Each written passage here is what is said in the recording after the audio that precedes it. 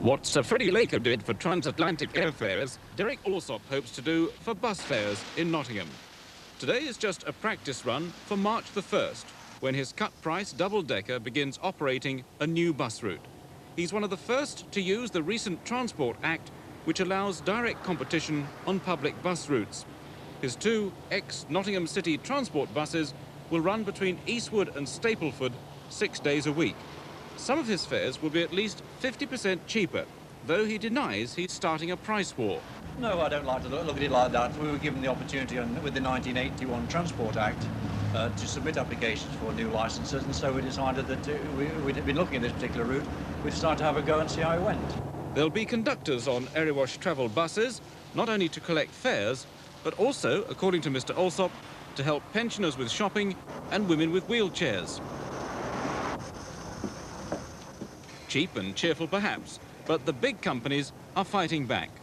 They're proposing to run buses 5 minutes in front of the Erewash service to clear the bus queues before Mr. Alsop arrives.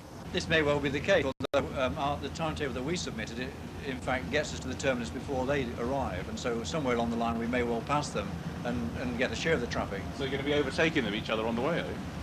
The timetable does in fact call for this, yes. Isn't that going to lead to a bit of friendly rivalry at least? Well, I'm hoping it will stay friendly.